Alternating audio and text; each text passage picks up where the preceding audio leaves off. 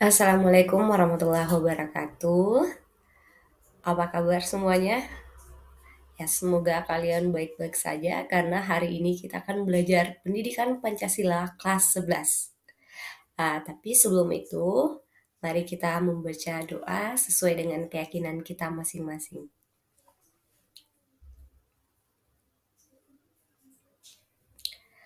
Amin. Kalian siap? Ayo!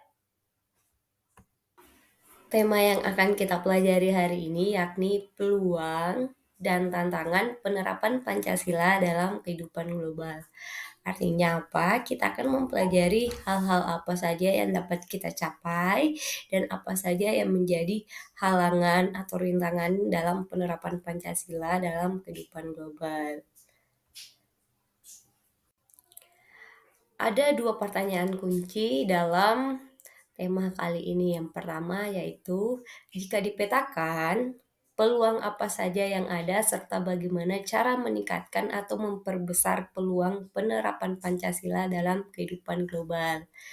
Jadi meskipun ada peluang itu kita tahu, nah ketika kita tahu apa peluangnya, nah kita akan memperbesar atau meningkatkan peluang tersebut.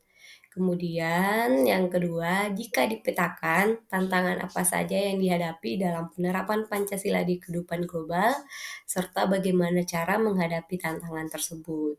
Jadi tentu saja ada tantangan, kita tahu dulu apa tantangan yang akan kita hadapi, terus kita mempelajari bagaimana menghadapi tantangan tersebut. Jadi kalau misalnya ada tantangan, bukan malah dibiarkan begitu saja atau dihindari, tapi kita harus mencari cara bagaimana menghadapi tantangan tersebut. Nah, dua pertanyaan kunci ini yang akan kita jawab dalam pertemuan kali ini.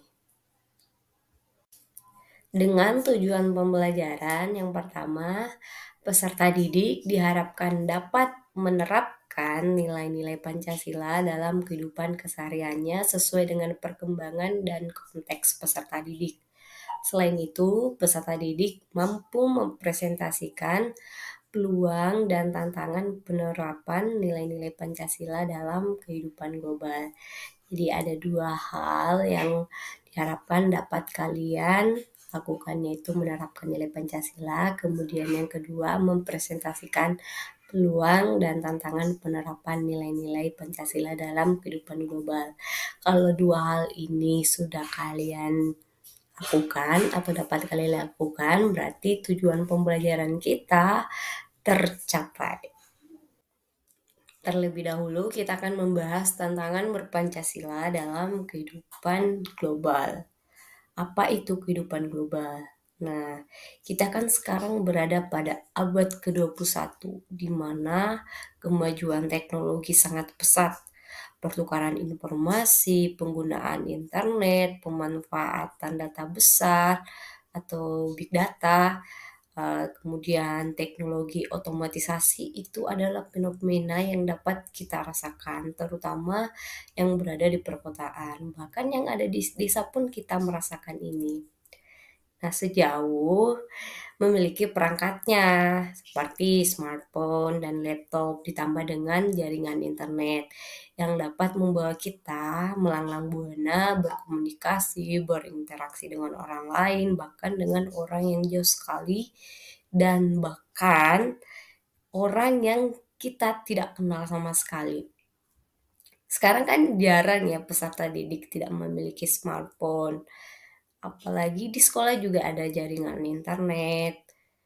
Kalian juga bisa jadi beli kuota internet sendiri.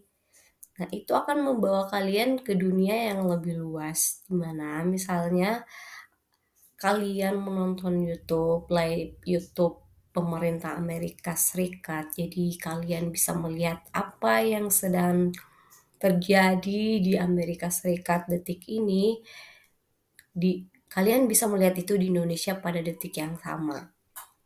Padahal kalau mau melihat ke belakang itu 30 tahun yang lalu, apalagi pada era kemerdekaan Indonesia itu teknologi masih sangat terbatas. Fenomena ini tentu menjadi tantangan yang perlu kalian pecahkan. Kalau kita mau membayangkan hal yang paling sederhana yaitu pekerjaan. pada tahun 1970-an dan 1980-an, orang yang memiliki mesin ketik dan kemampuan mengetik cepat itu dicari oleh banyak orang dan dapat menghasilkan uang menjadi sebuah pekerjaan. Sekarang kan sudah tidak lagi seperti itu. Banyak orang sudah memiliki laptop sendiri dan bisa mengetik sendiri. Banyak yang pekerjaan pada abad sebelumnya masih dibutuhkan, tetapi pada hari ini mulai tak lagi dibutuhkan atau bisa jadi sudah kehilangan itu. Salah satu komisi Perserikatan Bangsa-Bangsa pernah melaporkan bahwa sampai tahun 2030 akan ada 2 miliar pegawai di seluruh dunia yang kehilangan pekerjaannya karena digantikan oleh teknologi. Nah, di sisi lain ada banyak jenis pekerjaan baru yang tidak ada pada abad sebelumnya dan mulai muncul di abad ini. Inilah salah satu tantangan yang mesti kita hadapi di era global. Lalu bagaimana tantangan tersebut terhadap penerapan Pancasila? Nah, kita akan mulai membahasnya lebih mendalam. Nah, sekarang kita akan membahas tantangan-tantangan apa saja yang dapat kita rasakan dalam penerapan Pancasila di era global. Yang pertama adalah tantangan di bidang ideologi. Ini ada 4. Yang pertama adalah ekstremisme, kemudian radikalisme, terorisme, dan konsumerisme. Yang mana itu ekstremisme, yaitu dia adalah pilihan sadar untuk menggunakan kekerasan atau mendukung penggunaan kekerasan demi meraih keuntungan politik, agama, dan ideologi. Kemudian ada radikalisme. Ini merupakan paham yang menginginkan perubahan, penggantian, dan juga perombakan suatu sistem masyarakat hingga ke akar-akarnya. Kemudian ada terorisme. Terorisme ini dalam Undang-Undang Nomor 15 Tahun 2003 itu didefinisikan sebagai penggunaan kekerasan atau ancaman kekerasan yang menimbulkan situasi teror atau rasa takut terhadap orang secara meluas dan menimbulkan korban yang bersifat massal dengan cara merampas harta benda orang lain yang mengakibatkan kerugian atau kehancuran objek-objek vital strategis, lingkungan hidup, fasilitas publik, dan fasilitas internasional. Ini misalnya pengeboman tempat ibadah. Nah, ini kan pernah terjadi ya sayangnya. Kemudian konsumerisme itu adalah paham terhadap gaya hidup yang menganggap barang mewah itu sebagai ukuran kebahagiaan, kesenangan, dan sebagainya. Sebagaimana kita ketahui ideologi kita apa lagi? Harus tahu ya, yaitu Pancasila itu tidak sesuai dengan ideologi radikalisme, ekstremisme, terorisme, ataupun konsumerisme. Karena ideologi tersebut tentu saja tidak tumbuh dari tradisi luhur bangsa Indonesia. Karena bangsa Indonesia ini memiliki budaya luhur seperti kekeluargaan, tenggang rasa, gotong royong, dan sebagainya.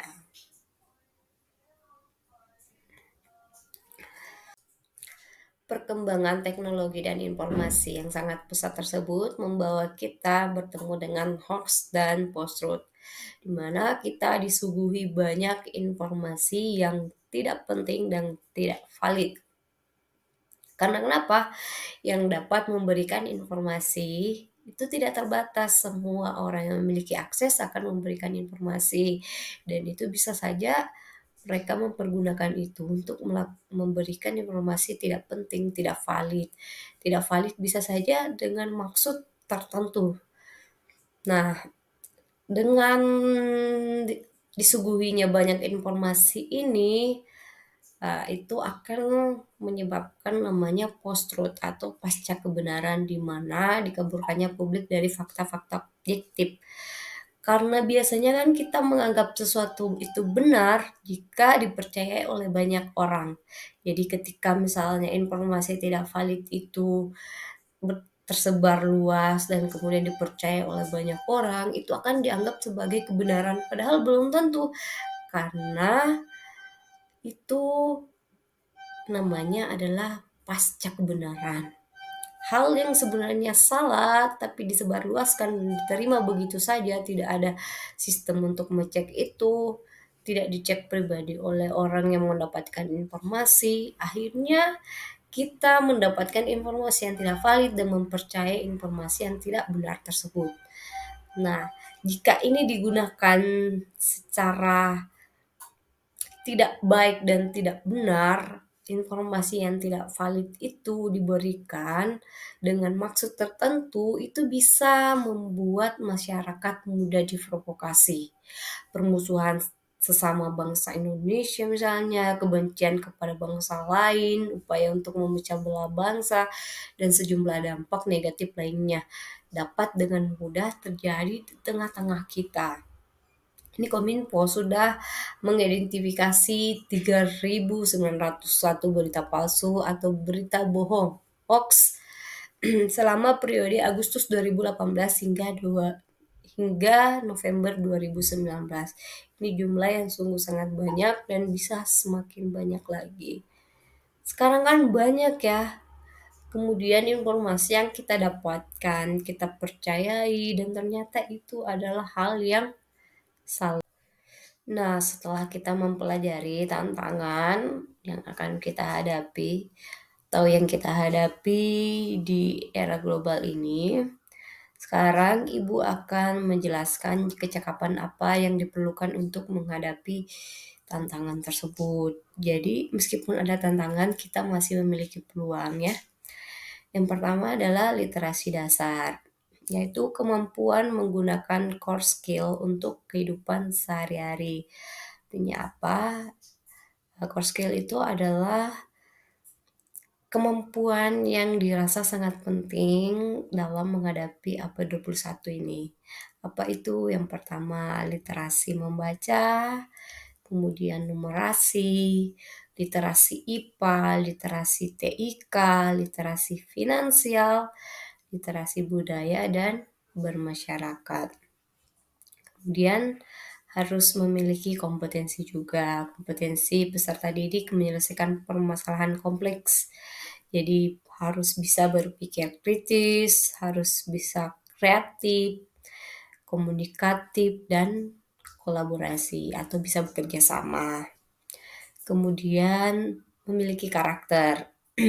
Kemampuan peserta didik menghadapi perubahan pesat pada lingkungan. Jadi peserta didik harus memiliki rasa ingin tahu, inisiatif, kemudian gigih kalau misalnya gagal coba lagi, adaptif, kemudian memiliki jiwa kepemimpinan, kemudian kepekaan sosial dan budaya. 3 kecakapan ini perlu dimiliki untuk menghadapi abad 21, karena kalau tidak, tantangan yang akan kita hadapi itu tidak akan terselesaikan. Jadi anak-anakku sekalian, silakan kita bersama-sama ya, Ibu dan kalian mengembangkan kompetensi-kompetensi ini, literasi dasar, kompetensi dan karakter dalam diri kita.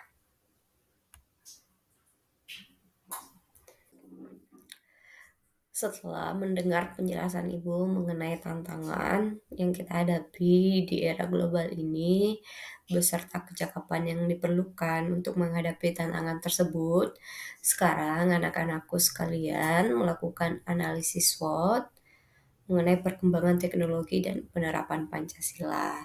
Jadi kalian menuliskan stretch-nya, kekuatannya, kira-kira apa kekuatan teknologi untuk menerapkan Pancasila. Kemudian weakness atau kelemahannya, Kira-kira teknologi ini lemahnya di mana untuk penerapan Pancasila. Kemudian membahas opportunity atau kesempatan yang diberikan teknologi untuk menerapkan Pancasila.